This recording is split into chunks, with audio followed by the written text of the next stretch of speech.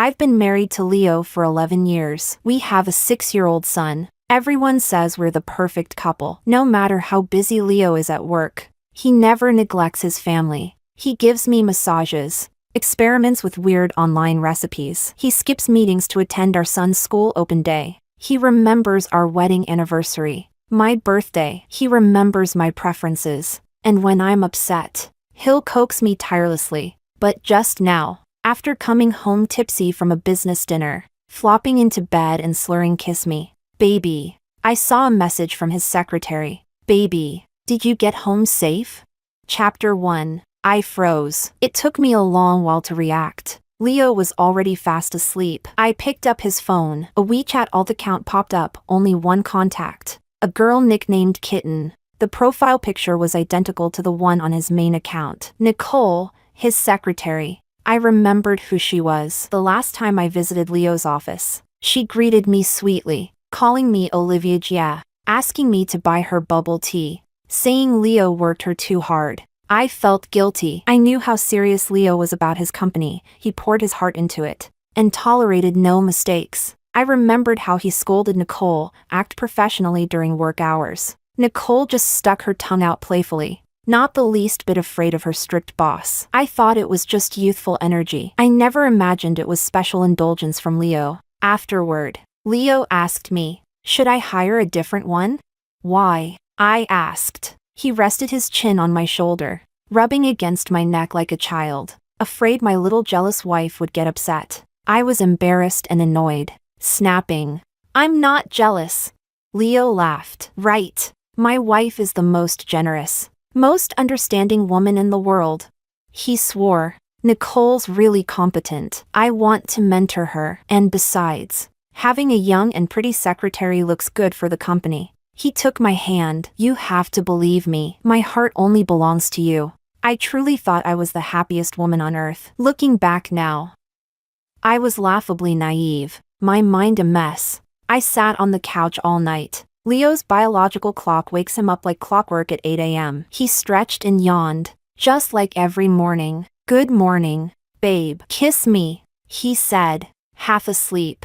I looked up at him. He didn't look much different than when he was 19, still tall, handsome, effortlessly charming. But back then, he had no money, no secret accounts, and wouldn't have fallen in love behind my back. He hadn't changed much. He still had that disciplined body, that toned chest, peeking through his wrinkled shirt I didn't help him change out of last night. He was desirable. No wonder someone fell for him. But I hadn't complimented his physique in ages. We were too familiar, almost fused into one. The autumn morning was chilly. I picked up a blanket and draped it over him. "Why aren't you wearing anything warm? Think you're still a college boy?" Leo noticed my eyes and instantly panicked. "Why are your eyes so red? You're freezing." "Babe, what's wrong? Did someone upset you?" I stared at him, just like that day when I was 17 and got bullied after school. He was just as anxious then, afraid someone hurt me. I didn't understand. How could someone who's cheating still act like this? "Nothing, just some insomnia." He immediately pulled me into his arms. "It's okay, babe. You can tell me anything now. I'm strong enough to protect you. But the one who hurt me is you." Still, I couldn't let go. I didn't want to walk away from what we had. 14 years, from diapers to adulthood, we'd been together. This was just a bump in the road. We could get through it. I looked up at him. "You'll love me forever, right? You won't leave me." Leo smiled. "Silly Olivia. What's gotten into you?" Tears welled up in my eyes. "Ryan cheated on Alice. They're getting divorced. Would you ever leave me too?" Leo cupped my face and kissed me on the forehead. "Silly girl, is that why you didn't sleep all night? My poor baby. I'm not Ryan. I'll never cheat. My heart belongs to you and only you. I'll never leave." His eyes were as soft as the day we got married.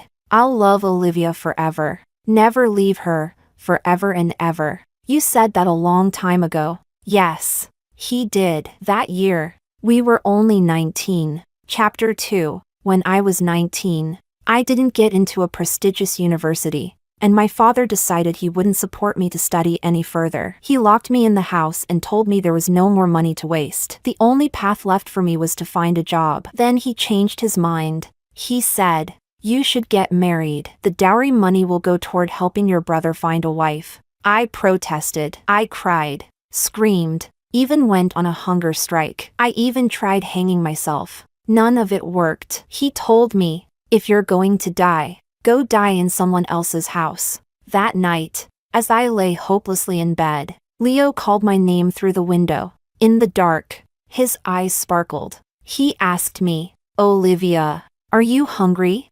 I nodded. Like magic, he pulled 2 big chicken legs out of his pocket. He said, "Eat." I knew you'd be hungry. I stuffed the chicken into my mouth. My empty stomach was full, but my heart still ached. My tears poured down like a broken dam. Leo saw me cry, and he cried too. "If only I had money.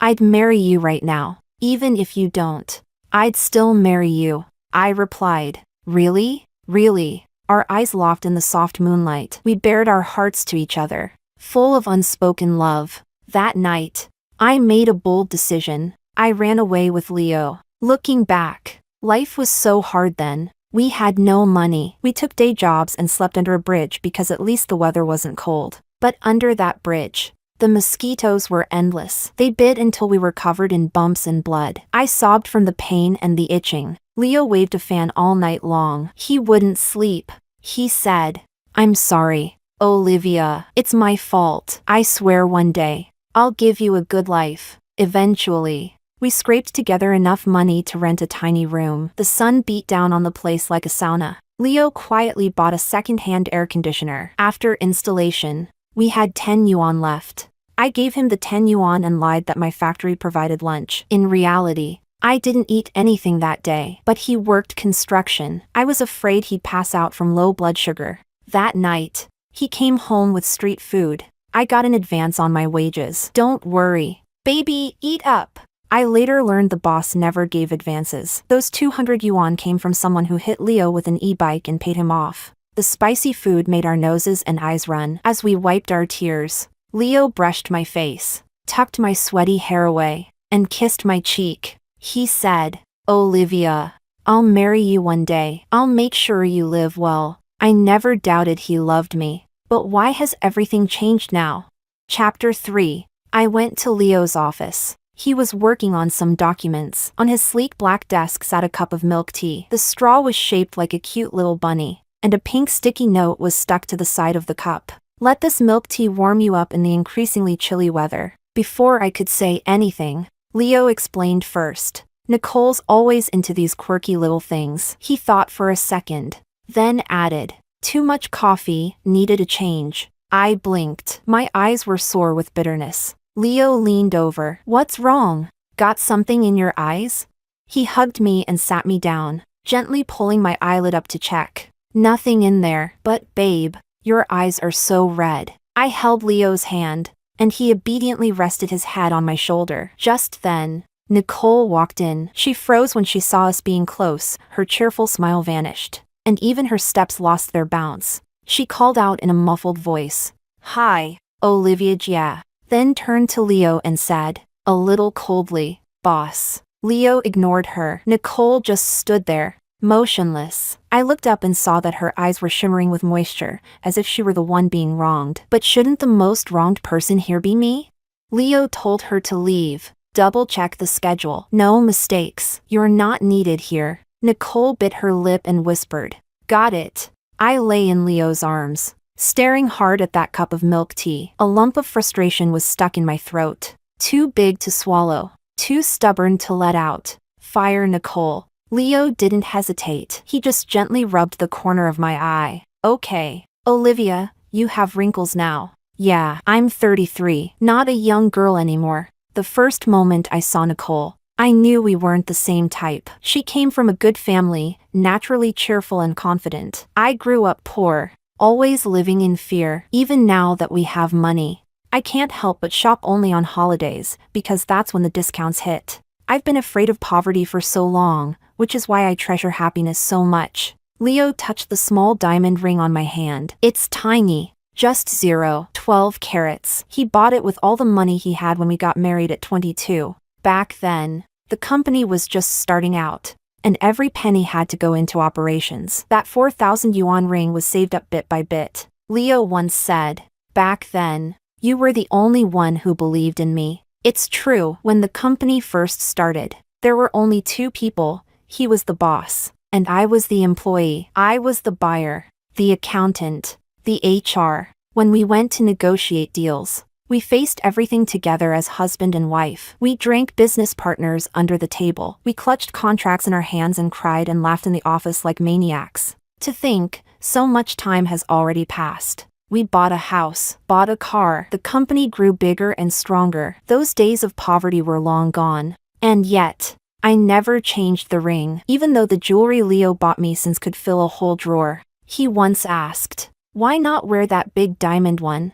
I told him, "It's not the same." That ring was from the year Leo loved me the most. He hugged me tight, like a giant koala bear. "Wifey, let's never be apart." Chapter 4. He must have known that I had noticed something, but since he was willing to come back, I was willing to give him a chance. I don't know when, but the company informant I planted had become Leo's person, so I inserted a new one. I was becoming obsessive, paranoid even. Every nerve in my body was focused on tracking news about Nicole, afraid Leo hadn't really fired her. Because if he didn't, it meant he was willing to go against me for her. Thankfully, things seemed to be heading in the right direction. Since that day, Nicole never showed up at the company again. I finally breathed a little easier. That day, Lucas wasn't feeling well, so Leo and I took him to the hospital. Thankfully, it was nothing serious, just a mild stomach upset, some 4 fluids and he'd be fine. While we were waiting,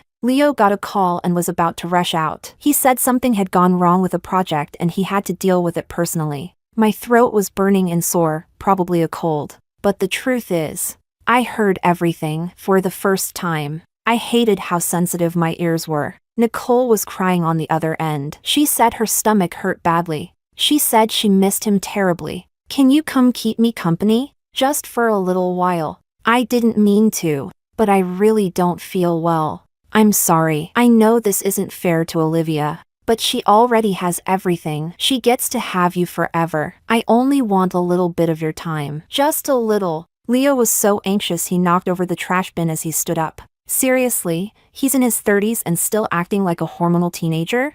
When Nicole needed him for a stomachache, did Leo remember that year he was out of town and I had to call an ambulance alone for my ruptured appendix? Did he remember I had to go through surgery on my own, then crawl to the bathroom on New Year's night despite the pain? Did he remember how I cried in fear when I went into premature labor? The baby was in the wrong position, and the doctor had to physically turn him by hand. It hurt, so much more than she could ever imagine. It really hurt. I hadn't cried in so long, but my tears hit the floor one after another. Lucas reached out with his tiny hand to wipe my face. "Mama, are you sad?" His eyes were big and beautiful, just like Leo's. He pouted, about to cry himself. Did Lucas do something to make Mama sad? "Mama, don't cry. You're not pretty when you cry." I hugged him tight. "It's not Lucas's fault." Then did Daddy upset Mama? Lucas waved his little fist. "I'll scold Daddy." "But I really like Daddy. What should I do?" "But nobody is allowed to hurt Mama." Lucas shouted. "Daddy said so. No matter what. If someone hurts Mama, it's their fault." I froze. Lucas continued ranting. "Mama's always right. Mama doesn't need to think about anyone else. She only needs to do what makes her happy." I wiped my tears and asked softly, "When did Daddy tell you that?" "Yesterday." Lucas whispered. "Did Daddy do something really bad?" I still want Mama to forgive him, but what matters most is that Mama is happy. Where did we go wrong? We were supposed to be each other's most important person. Chapter 5. Leo didn't come home late. He lay down beside me and held me tightly. "Was work okay?" "Yeah." His voice was hoarse, like even that one word drained him completely. He was never good at lying. And I wasn't stupid either. But neither of us asked. We both tacitly agreed to pretend nothing happened. Saving face for each other. Leo leaned closer. His breath was warm against my neck. We hadn't been intimate in a long time, Yet we still held each other every night. Looking back, I realize now, it had become nothing but a habit. He was getting aroused. The faint pear scent of perfume invaded my nose. That light, fresh smell made me nauseous. I preferred gardenia, but I hadn't worn perfume in ages. She said her stomach hurt. What were you thinking when you held her? Comforted her? And now with me, what are you thinking now? Is this closeness meant as compensation? I pushed Leo away and turned my back to him, sensing my rejection. He stopped. He quietly embraced me without saying a word. Do you love me? Leo replied. Yes, but I don't feel it anymore. He turned me around, and my tear-filled eyes met his. Leo pursed his lips, then asked, How long have we been together? And without waiting for my answer, he continued, We've known each other since we were kids, started dating at 19, got married at 22. We've been together for over 33 years now. We know each other inside and out. Love? We've already grown into one body. Even if you break our bones, they're still connected. We're inseparable. So there's no love left, right? There is. Leo's gaze was still gentle, like it always had been. Olivia, I do love you. I'll never leave you. You're the only one. You've always been the only one. No one could ever take your place. So please, be good, okay? Be good? Did he even hear himself? Don't be unreasonable. Don't turn into one of those bitter, jealous wives. Everyone has flings. You know how it is. My friends do too. And their families are still intact. My money's all with you. And I come home on time. Isn't that good enough?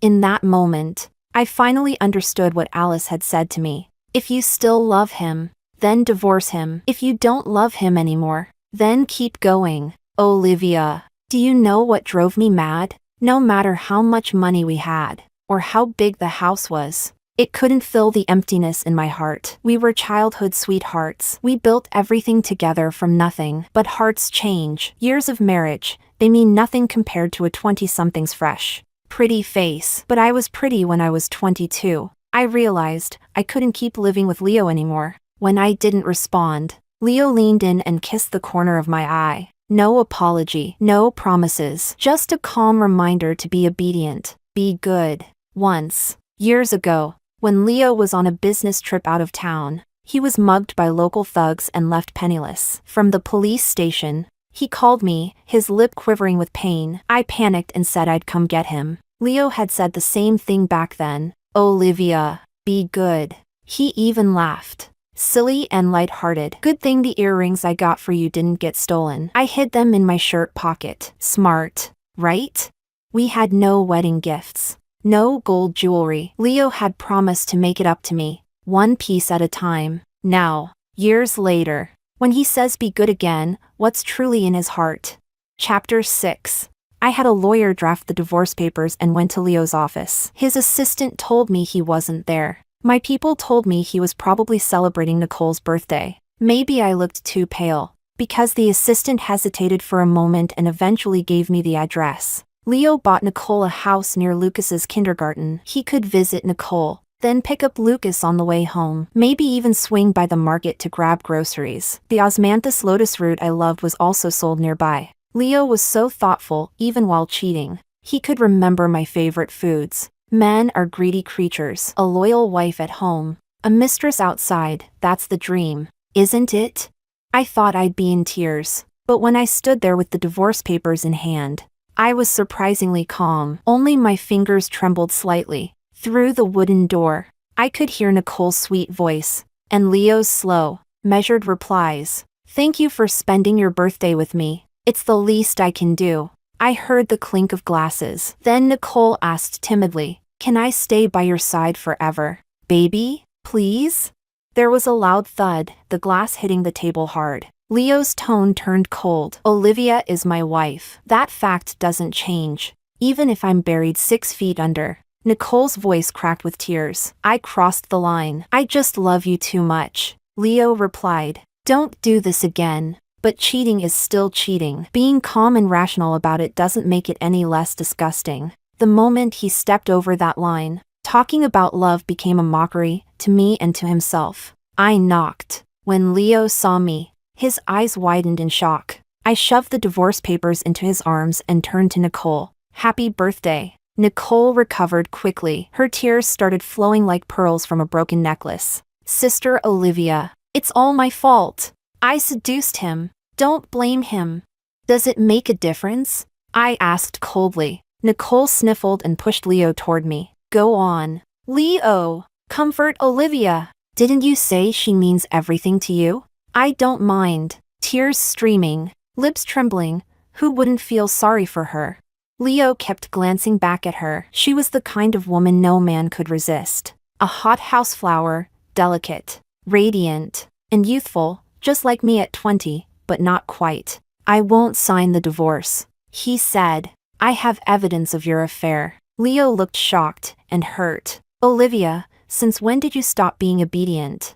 Maybe in his eyes, I was still that girl trailing behind him begging for candy, still the Olivia sobbing under a mosquito-ridden bridge, still the 22-year-old who married him and couldn't even tie a tie. For so long, I'd been the soft one, the gentle one, the one who cried easily and always listened. But he forgot, Olivia was never obedient. I was the girl who dared to elope with him with nothing but hope, the girl who navigated ruthless negotiations with cunning businessmen. He just hadn't looked at me properly in years. We'll split everything 50-50. I said, we're adults. Let's leave some dignity on the table. Leo's eyes were red. He gritted his teeth. I'm not divorcing you. Nicole rubbed his arm. Don't get too upset. It's bad for your health. She was right. Leo would get dizzy when he got too angry. I knew that better than she did. Don't you care about me at all anymore? But I knew this well. When men are exposed, their worst side comes out. What did I do wrong? Leo said, don't I provide for you? Food, clothes, shelter, what more do you want? Why can't you just turn a blind eye? Why do women always cling to this emotional crap? After all these years, the love fades. It's normal for men to have fun outside. Do you even know what level I'm operating at? All my friends do the same, and they're fine. Why can't we be fine too? He clenched his jaw. Olivia, have I treated you badly? It's because you treated me well that it hurts so much more. We're not the same anymore. I was still Olivia, but Leo was no longer the man I married at 22. I left the neighborhood in a daze. Alice was waiting for me downstairs. She'd taken half of Ryan's assets in the divorce. Her raspberry pink Maserati didn't quite match her age, but she owned it with flair. If you want to cry, just cry. We're women, it's fine to cry. She sighed. The problem is, we're too strong. We won't cry in front of the mistresses. We can lose anything, but not our pride. But men eat that up. They think their wives are too proud, too cold. They don't realize we don't owe them anything. Those women outside, they get a crumb and act like it's gold. But us, even if he has a single dollar, half of it should be ours. I took the tissue she handed me. You know what hurts most? He brought me my favorite dessert after cheating. He knows what I love and hate. He knows how much it would hurt me, but he did it anyway. And he even told Nicole that no one could replace me. Alice gave a tired smile. Yeah. You two still have feelings, but there's no love anymore. Loyalty is a choice. The Maserati sped down the road. My voice was scattered in the wind. So we can only get divorced. Chapter 7. Leo refused to get divorced. He tore the divorce papers into shreds and begged me to calm down. I'll give you time to cool off, he said as he moved out of the house. Maybe right now, you don't want to see me. I sent Lucas to stay with my mom and looked Leo straight in the eyes. Calm and serious. I thought he'd be more reactive. But he wasn't. His gaze held a cold, cruel sort of composure. I am calm, I told him, and divorce is the best option. Leo shook his head. I know you're angry. We can talk again later. I've already made up my mind. He cut me off before I could go further. Is this really necessary? It is. Leo grabbed his suitcase. I'll move out. And then we had the most explosive fight of our entire relationship. I screamed at him. Where are you going? Straight to that bitch's place? Leo stared at me in disbelief, like he was seeing a side of me for the first time. Olivia, you sound like a crazy woman. Once, when I used to comfort Alice, I would always tell her not to lose her temper, to keep her dignity. She'd say, At least I lose my temper behind closed doors. Strangers don't need to know. Affairs aren't just the mistress's fault, it's the men who cheat, who break their vows and chase after temptation. So they deserve to be hit. I slapped Leo across the face. Yes. I'm a crazy woman now. You made me this way. You can cheat while pretending to love me. You can bring me my favorite dessert on your way home from someone else's bed. I even thought about giving you another chance. But what did you say? You said there's no love left between us. You made me feel like a fool, a complete, pathetic fool. Tell me, Leo, if you love her, then what do the last 10 years of our life even mean? Leo took a few steps back. He opened his mouth like he wanted to say something, but nothing came out. I asked him, when did it start? January 25th. Last year, so it had already been going on that long. That night, he came home late and smelled like alcohol. He pulled a velvet box from his coat pocket and gave me a diamond bracelet. He even put it on my wrist himself. It's ridiculous. But even now, I can still remember how moved and surprised I felt. Some naive part of me still wishes he would just lie to me a little longer. He'd already been lying for so long. Why stop? This kind of confession after cheating is like peeling off the innocent party's skin layer by layer until even the bones are exposed. Raw in the air, every breath smells of blood, and your heart struggles just to keep beating. Leo, I said. This was a matter of principle. I know. He lowered his head. Finally. I saw guilt on his face. Olivia, he whispered, give me another chance. And if I say no? He didn't panic. He just tapped the table gently with his fingers. You were everything I dreamed of when I was young. Everything I worked for was for you. I suffered so much. Even now, when I remember those days, I grit my teeth. All for one sentence. I want Olivia to live a good life. How can I just let that go? How can I bear to lose you? He was so much taller than me. When Leo pulled me into his arms, I couldn't even reach his chin. But promises only matter when love is still there. Once love is gone, they're just empty words. Even his pain becomes a debt. Like, look what I've suffered for you. So that's how cheating husbands think. And that's why he won't divorce me, not because he loves me, but because he can't let go. I was his teenage dream once. Now I'm a dull rice grain stuck to his chest. But even so, he can't give up the marriage. He doesn't have the energy to start over. He can't find another woman who'd raise his child so wholeheartedly. His social circle already knows me as his wife. Starting over would be too messy. So, let's just keep dragging this on. Eventually, when all passion is gone, we'll just keep going like partners, like familiar strangers, bound by bones and sinew, but never by love. That's how deep young love can rot. Leo held my hand. His eyes were beautiful, so full of what looked like affection.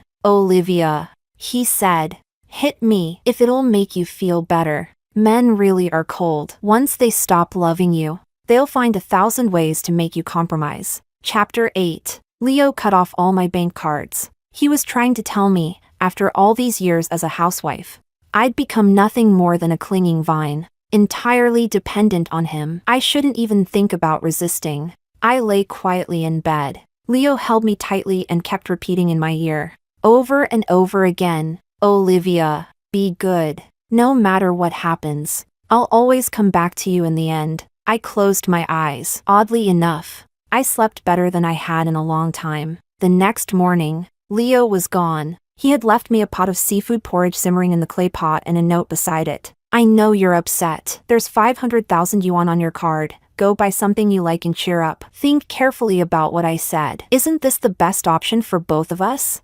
Olivia, we're destined to be entangled for life. Idiot. Who the hell wants to be entangled with you for life? I wasn't about to punish my stomach for his sins. I drank the porridge and called the bank to withdraw the entire 500,000 in cash. Then I texted Leo like I was giving in. I'm not mad anymore. Leo chuckled on the other end. You had every right to be mad. It's my fault. Nicole was murmuring something next to him. He snapped at her. Then asked me, why'd you take the full 500,000 out at once? I've got my eye on a car. It's 6 million. Will my darling husband buy it for me?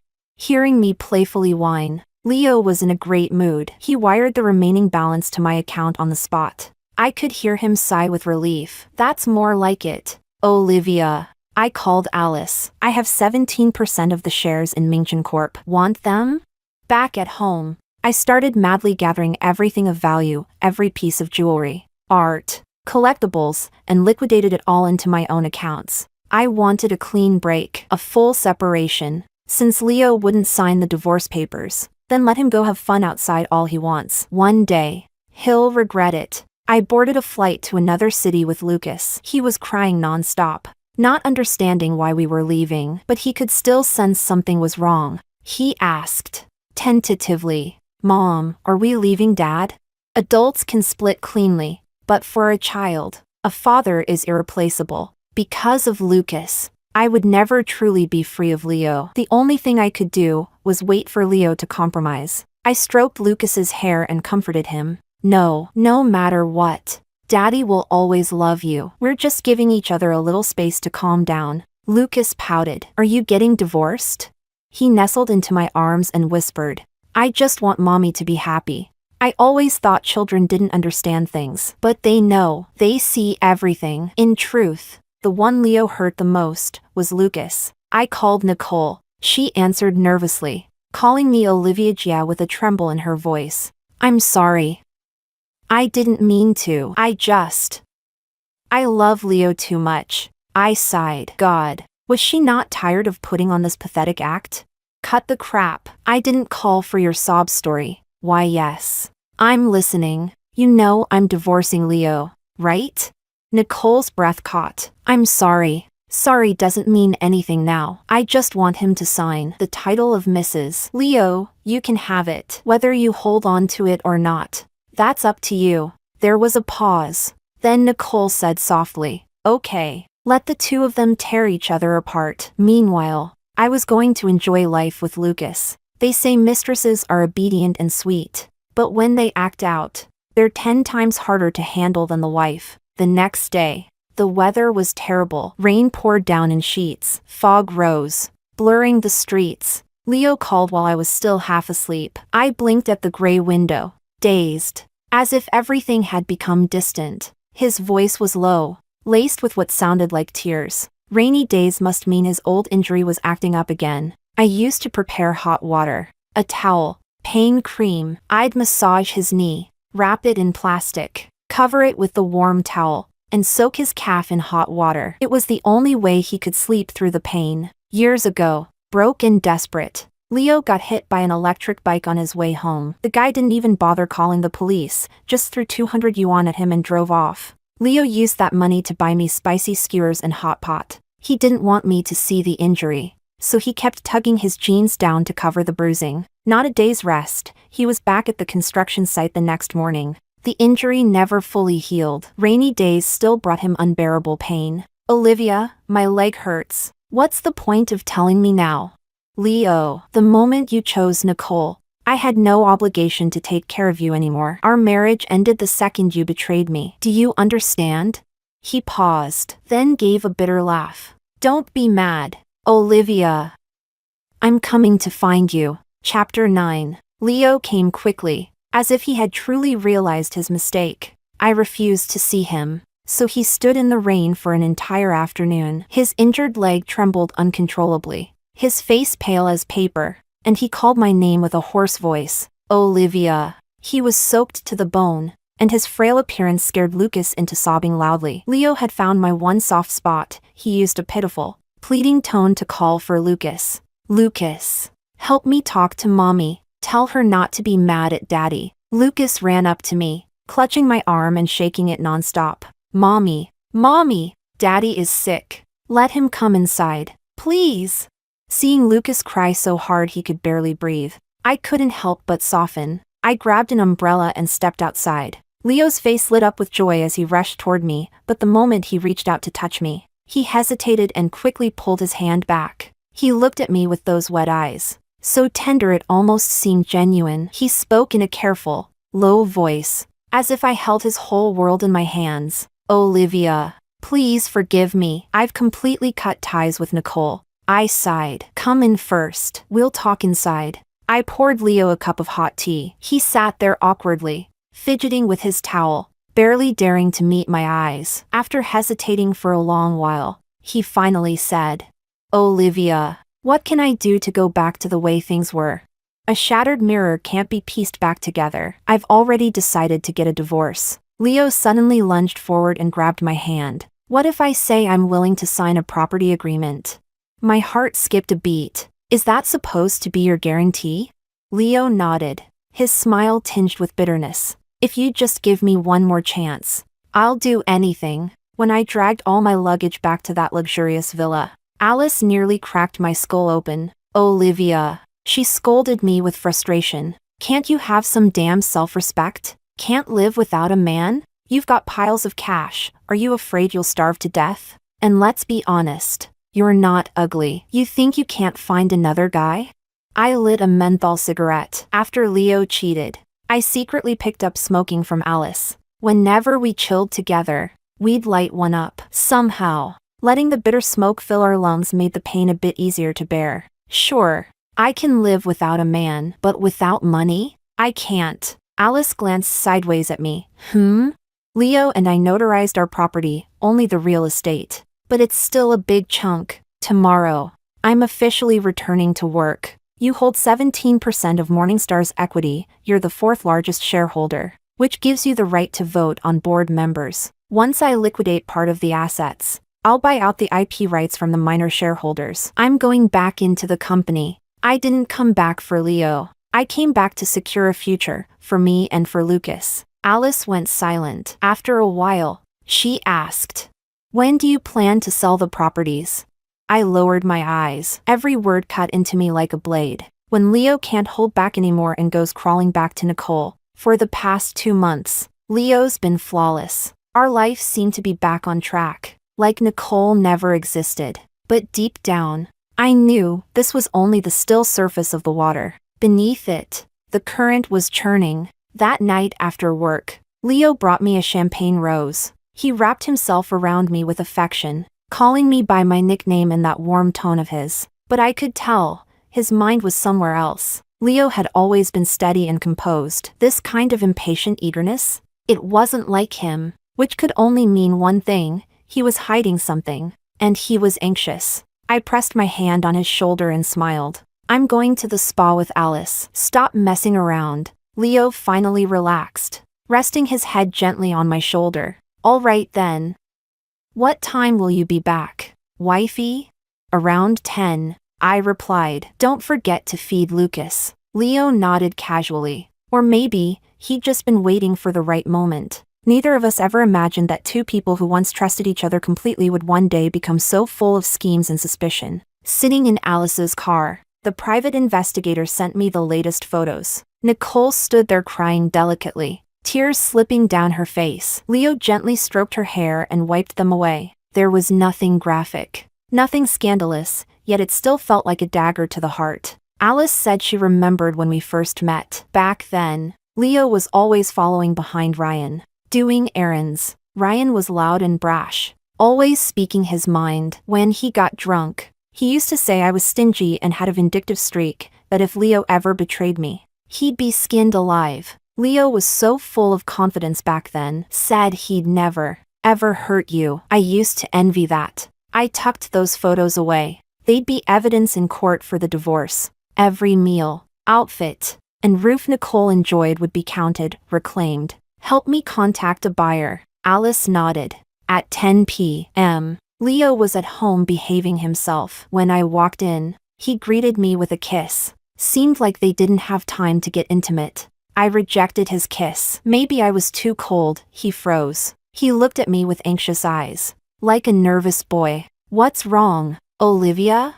Nothing, I replied, watching him closely. And suddenly, I felt like giving him a chance. Maybe he really went to see Nicole just to say goodbye. Maybe there really was nothing going on between them anymore. Are you hiding something from me? Leo shook his head. No. Then, after a pause, he said quietly, I suddenly feel like you're going to leave me. He wasn't telling the truth. His heart had already tipped to the other side. I wasn't his priority anymore. This was the end of our story. The first lawsuit I filed was against Nicole, demanding that she return marital assets as a third party. That included the house, the jewelry, the car, all of it. Leo came to court that day. He sat far from me, his eyes cold and distant. "Olivia, I don't even recognize you anymore." He said I'd schemed against him, that he never imagined I could be so calculating. But what I really did was secure legal evidence of his affair. Proof for my divorce case. I've already ended things with her. What more do you want from me? I didn't know. All I knew was that every day and night we spent together from now on, his mind would always be on someone else. She was his red rose, his cinnabar mole, and I had become his plain white rice grain, his wife of hardship, the one he settled for, his compromise, his resignation. I wanted to be strong, but when I opened my mouth, I choked. I want the Leo from when we were 22, the one who only had eyes for me. Leo froze and said nothing. He still refused to sign the divorce papers. That's fine. If he won't divorce me, then we'll drag each other down together. I sold some of my real estate, bought shares from minor stakeholders, and with Alice's help, I re-entered the company. When Leo saw me there, he didn't lash out. He just looked right past me, like I didn't exist. In winter, our childhood home was scheduled for demolition. The local office required the legal owner's signature. So Leo and I returned to our hometown. The ground was icy and slippery. Leo walked behind me, instinctively reaching out to steady me. The path was muddy from the melting snow. No cars could get through. We had to walk a long stretch. When we were kids, we'd walk this road to cut grass. It never felt this long back then, because we'd always had so much to talk about. We'd bicker, laugh, make noise. It was fun. Later, when we were older and those quiet, unspoken feelings started surfacing, that same road felt so short. Too short to say everything we wanted to. We wished it would never end. But now it felt long again. Maybe it was regret. Maybe it was just too much left unsaid. Leo and I are separated now. The only thing missing is that final piece of paper. The mud had completely soiled my boots, speckling my jeans with brown stains. Leo instinctively stepped ahead of me, squatted down, and said, "Let me carry you." But he stood back up awkwardly, brushing the dust off his knees. "I forgot. You hate me now." I shook my head. "I don't hate you." "Then why did you come back to the company?" His voice was hoarse, filled with weariness. "You want to ruin me, don't you?" But I wasn't that naive girl anymore, the one who feared mud stains on her clothes. Because now, I knew nothing outside could stain me more than what I carried in my heart. "No," I said quietly. "I just took back what I deserve. The company we built from scratch, half of it rightfully belongs to me." As for Nicole, the moment she stepped into my marriage, she was destined to be shamed. It wasn't humiliation I gave her, it was the consequence of her own sins. We walked a little further, and the silhouette of the old house finally came into view. We hadn't returned to our hometown in years. It was overrun with weeds. Bricks crumbled from the walls, and the window of my old room was gone. Leo and I stood there in silence. Next year, the house would be demolished. There would be almost nothing left of the memories we once shared. He muttered softly, "I'm sorry, but I had already let go." "There's nothing to be sorry for," I replied. "Nicole's been sent back to her hometown by her parents. You no longer have any property under your name. At the company, we're equals. After the divorce, I'll take half your assets. I'm content." Leo touched the edge of the windowsill. The peeling paint flaked off into his palm, leaving a chalky residue. He called my name, but I didn't answer. I just stood there, gazing into the past, and saw a glimpse of the summer when we were 19. Leo leaning on that windowsill, whispering through the dusk, "Olivia, are you hungry?"